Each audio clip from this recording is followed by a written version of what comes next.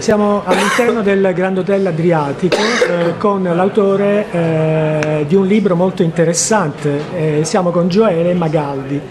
Ecco, Gioele, possiamo chiederti perché questo libro è interessante e soprattutto come mai hai pensato di fare questo testo, questo libro? Allora, il libro, che è Massoni, Società Responsabilità Illimitata, il sottotitolo è La scoperta delle Horloges, ed è il primo, edito da Chiare Lettere, ed è il primo di una trilogia, cui seguirà poi una bilogia, quindi un totale di 5 libri, i quali vogliono... trilogia si intitola Massoni, la bilogia sarà Il potere globale e i suoi venerabili maestri. Questi libri intendono raccontare le dinamiche del potere in età contemporanea. Questo primo libro si sofferma sugli ultimi 70 anni di storia globale e gli altri libri che seguono andranno avanti e indietro nel tempo, ma insomma è la nascita e la genesi della società moderna e contemporanea, con le sue moltissime luci e le sue non poche ombre, visto attraverso i suoi protagonisti, cioè la tesi del libro che viene appunto dimostrata è che la matrice del mondo moderno e contemporaneo è intrinsecamente massonica. E si racconta anche di come negli ultimi decenni l'egemonia all'interno appunto delle reti di potere globale sia passata dalle comunioni massoniche tradizionali articolate in Gran Loggia e Grand Orienti a superlogge, tecnicamente definite Horloges, le quali hanno carattere sovranazionale. Quindi scusami, tu stai parlando di una massoneria ben precisa, cioè la massoneria diciamo quella che conosciamo un pochino tutti, e delle massonerie deviate? No, non si tratta, in realtà non esiste la massoneria deviata, esistono tendenze diverse, cioè l'analisi di cui poi parlerò nel corso di questa presentazione, come anche delle tantissime altre che stanno avvenendo in tutta Italia e che verranno anche all'estero, perché il libro, che è un best seller in Italia, sarà tradotto e quindi pubblicato anche all'estero. Diciamo, individua un'onda lunga progressista della massoneria nell'abbattimento dell'ancien regime, dell'antico ordine in Occidente e nella creazione di società aperte, libere, democratiche, parlamentarizzate, fondate sul Stato di diritto, su libertà di associazione, di critica, di satira, eccetera. E però negli ultimi 40 anni invece di una singolarità storica, cioè la presa al potere di gruppi massonici reazionari e neoaristocratici che stanno invece progettando ed eseguendo una sorta di involuzione tecnocratica e oligarchica della governance in Europa e nel mondo. La stessa globalizzazione, che pure è figlia di un progetto massonico alto e nobile, quello che deriva anche dalla Dichiarazione Universale dei Diritti Umani approvata all'ONU nel 1948, invece è diventata una globalizzazione soltanto di merci e capitali, non anche di diritti. Ecco perché, a margine della presentazione, io parlerò anche del movimento Roosevelt, che è un movimento politico metapartitico che intende, per così dire, se questi libri cercano di offrire ai cittadini una chiave di lettura della contemporaneità, il movimento Roosevelt cerca di dare un'offerta politica metapartitica, quindi non immediatamente politica elettorale, ma un tentativo di riunire progressisti di tutte le latitudini politiche, oltre che civili, sociali, per consentire ai cittadini di impegnarsi e di non lasciarsi sottrarre la sovranità. La sovranità popolare è una cosa conquistata di recente, no? È una cosa che in territori extraoccidentali non ha mai allignato, in Occidente non ha portato alla cicogna, è venuta da qualche secolo ed è stato un processo faticosissimo.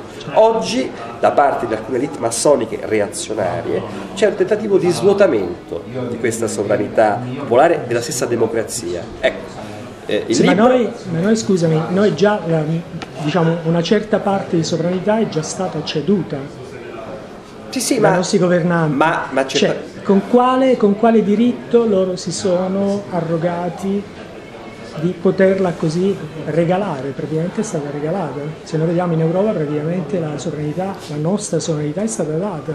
Guarda, da 10 anni non siamo più in grado di votare. Io sono per esempio un europeista convinto, ma di quell'Europa che immaginava Altiero Spinelli ed Ernesto Rossi, che immaginavano col manifesto di Ventotene, cioè Stati Uniti d'Europa democraticamente legittimati. Invece la traiettoria che l'Europa ha seguito, con le ricadute poi sui singoli stati che hanno aderito, è stata quella tecnocratica ed economicistica voluta da Schuman, da Monnet, dal progetto di Kalergi e via discorrendo, no? Ma d'altronde il problema è anche di cultura della classe dirigente. Quando da noi in Italia è stato votato in Parlamento il Trattato di Maastricht nel 1992, la gran parte dei parlamentari erano ignoranti, incapaci di capire quello che firmavano e sottoscrivevano. E come mai secondo lei, entriamo un pochino più sul particolare, come mai secondo lei diciamo, prendono delle persone assolutamente insignificanti, come potrebbe essere un Renzi per esempio, come loro strumento per ottenere questa cessione di sovranità? In realtà Renzi, se noi pensiamo all'istituzione italiana dal 2011 ad oggi, no? Dove prima è arrivato un personaggio come Mario Monti, accolto dalle fanfare, no? Presentato come il salvatore, è stato un becchino del sistema politico-economico italiano, però era un uomo curatore fallimentare. Era un uomo che non aveva grande appeal comunicativo, così come non lo aveva Letta, no? Piuttosto sonnolento, eccetera. Renzi, che pure sta implementando lo stesso paradigma, ha invece uno skill, una virtù molto importante, che è quella della capacità fabulatoria. Come dice lei, dietro non c'è sostanza, no? C'è un bluff, anzi, che si sta scoprendo sempre di più, il consenso sta calando, tutta questa pantomima attorno all'elezione del Presidente della Repubblica non basterà a coprire il bluff, no? Perché la situazione economica sta degenerando, l'Italia è in rovina e non solo l'Italia. Però Renzi dura e resisterà di più dei Letta e Monti perché ha una capacità affabulativa in un paese dove la manipolazione mediatica non consente, diciamo, rapidissimamente di far capire. Sì, anche perché tra l'altro dietro Renzi hanno messo tutte le televisioni, tutti i media, praticamente sono tutti assolutamente dietro Renzi. Sì, ma questo, diciamo, è accaduto anche con Monti e in parte anche con Letta. Io credo che alla fine, e spesso queste cose hanno un effetto boomerang. Monti è sceso in politica alla fine credendo alla stessa propaganda fittizia che gli veniva creata attorno. E quindi io sarei abbastanza moderatamente ottimista sul fatto che anche il Black Renzi, insomma, piano piano si andrà disvelando, anche perché è vero che come dire, ci sono strategie sempre nuove per offrire mistificazioni continue, reiterate, eccetera, ma è anche vero che i cittadini sono per lo più addormentati, manipolati, però è anche vero che sta crescendo in modo progressivo, in una progressione geometrica, una istanza di consapevolezza, cioè quando l'imprenditore chiude l'azienda, quando il lavoratore non trova nuovo lavoro, quando il professionista non riesce a farsi pagare, chiunque anche avesse investito in Renzi dice va bene, ma quale beneficio mi ha portato questo nuovo Presidente del Consiglio? Certo, quindi lei immagina un tonfo prima o poi, insomma, di questo. Io vorrei più che altro propiziare attraverso il movimento Roosevelt, che è la parte, per così dire, sintetico-operativa, rispetto a cui questi libri sono invece una parte di analisi e di offerta di informazione, di svelamento conoscitivo.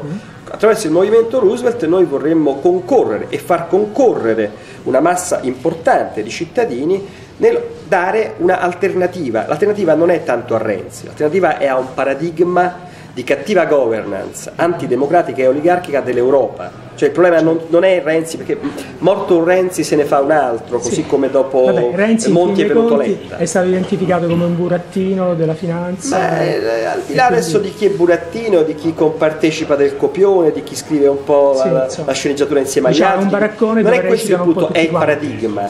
E io ho scritto anche nel libro che una vera riscossa e un cambio di paradigma può venire soltanto dall'Italia o dalla Francia in questa Europa. Purtroppo anche la Grecia, dove si stanno consumando questi tentativi anche benemeriti da parte di Tsipras, eccetera, scopriamo però subito quanto è fragile, no? Perché il potere negoziale della Grecia, di un piccolo paese, ma lo sarebbe anche del Portogallo o della Spagna, non sono sufficienti, no? A cambiare la traiettoria. Lo doveva essere la Francia di Hollande. Hollande fu eletto massone, sedicente progressista, fu eletto a furor di popolo per essere l'anti-Merkel, per essere colui che immaginava, e invece è stato, come dire, corrotto con blandizie e minacce ed è stato subito, diciamo, come dire, cooptato, no? Sulla stessa traiettoria. Ecco, cosa ne pensa per esempio in Grecia, appunto ha vinto Tsipras, mi sembra, e cioè, dietro stanno uscendo fuori delle storie che si è appoggiato da Soros. Sì, ecco, questa è una cosa di cui mi riservo di parlare magari o in sala di presentazione o in altro contesto, perché la questione è lunga, è complessa, non è così semplice come è stata raccontata. Soros stesso è un personaggio molto ambiguo che andrebbe... Ma Soros è entrato un pochino molte volte anche a gamba tesa in Italia. Ma Soros è un uomo, ripeto, per certi versi inattingibile alla coscienza comune, cioè bisognerebbe raccontare bene il suo background. E vi anticipo che non è così semplice, le cose con Soros non sono così semplici come sembrano, sia di chi ne suppone diciamo la regia in cose oscure, sia chi lo demonizza. Beh, insomma, lo Zampino in un po' troppe cose è un uomo di potere che gioca su più tavoli, mettiamola così. Ok, bene, la ringraziamo molto. Grazie a voi. Buonasera. Allora ci vediamo in sala. Sì, sì.